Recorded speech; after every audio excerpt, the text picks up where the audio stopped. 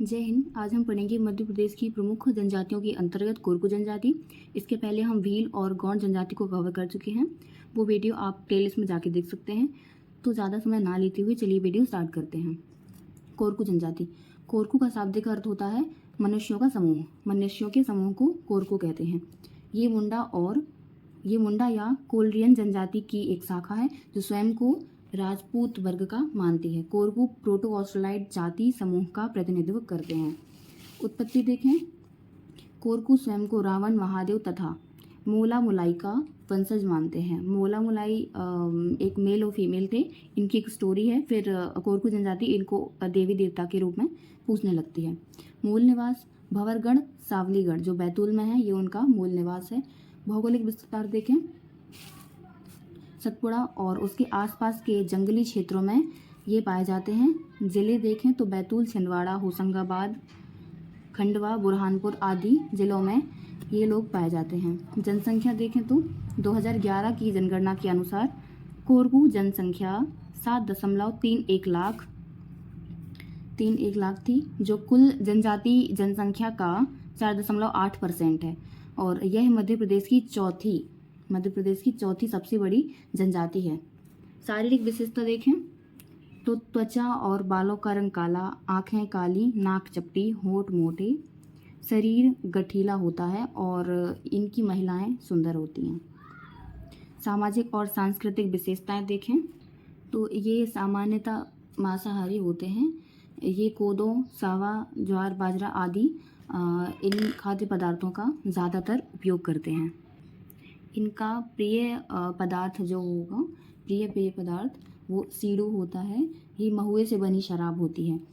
इनका समाज पितृसत्तात्मक होता है।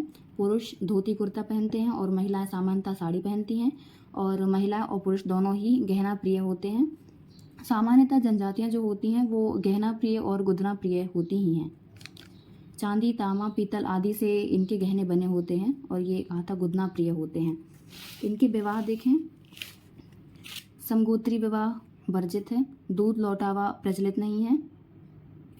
वधू मूल्य जो प्रचलित है इनके यहाँ उसे गोनोम कहते हैं। एक प्रकार है लमसना। शादी के पहले लड़का ससुराल में रहता है और उसके ससुराल में रहने की 1 वर्ष की अवधि होती है। एक इनकी जनजाति में एक शब्द आता है चिथौड़ा, जो लड़का और लड़की के लिए शादी के संबंध लाते हैं, जो मध्यस्थता करते हैं, उन मध्यस्थों को चिथौड़ा कहते हैं। ये सामान्यतः शाम को जाएंगे, सुबह रात में रेस्ट करेंगे, फिर सुबह इनकी शादी की बातचीत होती है। अगला है राजीवाज विवाह, प्रेम विवाह सामान्यतः। और अगला होता है विधवा विवाह और इसमें प्राथमिकता देवर को दी जाती है। अगर महिला का पति खत्म हो जाता है तो अगर उसके पति की मृत्यु हो जाती है तो महिला की शादी उसके देवर से की जाती है। देवर को शादी के लिए प्राथमिकता दी जाती है। मृत्यु संस्कार देखें तो इनमें मृतकों को दफनाने की प्रथा होती है। दफनाने के बाद ये सब लोग नीम की पत्ती खाते हैं। मृतकों को दफनाकर फिर नीम की पत्ती खाने की ये प्रथा है। एक होता है मृत्यु स्तंभ। समाधि पर स्तंभ लगाया जाता है, उसको ये मृत्यु स्तंभ कहते हैं।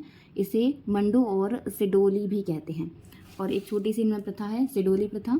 इसमें क्या होता है, मृतक की स्मृति में आयोजित होने वाला कार्यक्रम।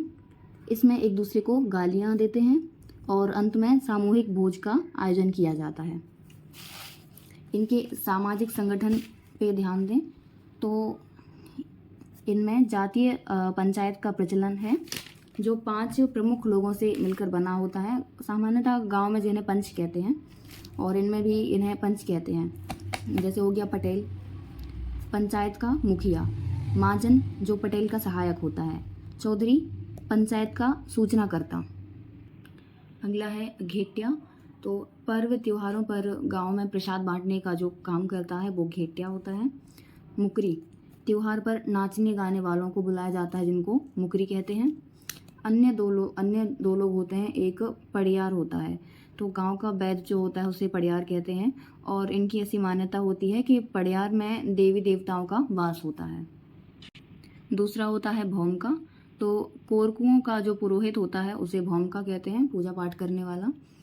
इनके नृत्य देखें तो पहला है देव दशहरा नृत्य, दशहरे के बाद आयोजित होता है और इसमें पड़ियार नृत्य करते हैं। पड़ियार जो अभी बताया था, जिनमें देवी देवताओं का वास होता है, ऐसा कोरकू जनजाति मानती है।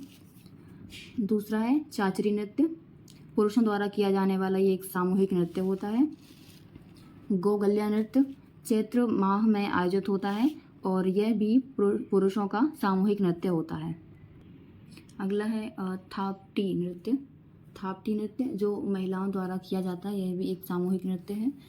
अगला है डाठल नृत्य जो महिलाओं और पुरुषों द्वारा किया जाने वाला सामूहिक नृत्य है, ये रात्रि में किया जाता है। अगला है डोडवली नृत्य जो भाद्रपद महीने में युवकों द्वारा किया जाने वाला नृत्य होता है। चिल्लुड़ी कुंवार महीने में कुंवारी लड़कियों द्वारा किया जाने वाला नृत्य। गादरी नृत्य शादी विवाह के अवसरों पर किया जाने वाला नृत्य। चटकोरा नृत्य स्त्री पुरुष ये दोनों द्वारा किया जाता है। अब जानते हैं इनके पर्व और त्यौहार। तो पहला इनका पर्व है डोडवली, भाद्रपद महीने में युवकों द्वारा किया जाता है। ये डोडवली जो पर्व है, इसकी पूजा पाठ जो भी है भाद्रपद महीने में युवकों द्वारा की जाती है। जिरौती सावन में हरियाली अमावस्या के दिन डंडा नाच के साथ आयोजन होता है। पोला भाद्रपद की अमावस्या के दिन बैलों की पूजा की जाती है। जैसे हमारे यहाँ दिवाली की पूजा होती है बैलों की, गायों की, ऐसे इनके यहाँ होता है पोला पर्व, जिसमें ये बैलों की पूजा करते हैं। इनकी बोली सामान्यतः कोरकू होती है, कोरकू बोली, और ये ऑस्ट्रिक परिवार की बोली है। ये अपनी माँ को अंटे और पिता को बाटे कहते हैं। इनकी चित्रकला देखें तो गुदनी चित्रकला जो होती है दीवारों पर करने वाली ये चित्रकला होती है। आर्थिक जीवन देखें तो इनकी आय का प्रमुख स्रोत जो होता है वो कृषि होता है। बाकी वनों से संग्रहण की जाने वाली जो भी सामग्री होती है, सूखी लकड़ी, फूल पत्ते आदि, और शिकार। धार्मिक जीवन ये आत्मवादी, अंधविश्वासी, तंत्रवाद, टोने टोटके पर विश्वास करने वाले होते हैं और इनके प्रमुख देवता जो हैं वो महादेव हैं और ये इनको अपने पूर्वज के रूप में भी पूजते हैं। इनमें रावण को भी पूजा जाता है, होली के दिन पे रावण की पूजा करते हैं। अगले हैं मेघनाथ, युद्ध में रक्षा करने वाले देवता। किलार देव ये गांव के देवता होते हैं। खेड़ा देव ये फसलों और मवेशियों जो भी इनके गाय बैल या पालतू जानवर होते हैं ये उनके रक्षक होते हैं। और कोरकू जनजाति में कुत्ता पूजनीय होता है। इनकी उपजातियाँ देखें, उपजातियाँ दो वर्ग में बटी होती हैं। पहला वर्ग है इनका राजकोरकू और दूसरा है पाथरिया कोरकू। जो भूस्वामी होते हैं या फिर जो कोरकू जनजाति में थोड़े से डेवलप होते हैं उन कोरकू वर्ग को राजकोरकू कहते हैं, और जो थोड़े पिछड़े वर्ग के रहते हैं, थोड़े आर्थिक रूप से कम सक्षम रहते हैं, पिछड़े कोरकू, उन्हें पाथरिया कोरकू कहते हैं। इनकी कुछ उपजातियाँ भी होती हैं, बोवई, पाथरिया, दुलरिया और भोताशी, रूमा आदि ये इनकी उपजातियाँ होती हैं। और इनमें एक शब्द आता है जोहर जोए। जोहर जोए शब्द का अर्थ क्या है कि इनके समाज में एक प्रथा होती है कि अतिथि के सामने सर झुकाकर उनको प्रणाम करने की प्रथा, उनका आदर सम्मान करने की, उनका स्वागत करने की प्रथा होती है। उसमें एक शब्द होता है जोहर जोए। तो ये थी कोरकू जनजाति के बारे में प्रमुख जानकारी। मिलते हैं नए टॉपिक के साथ। Thank you.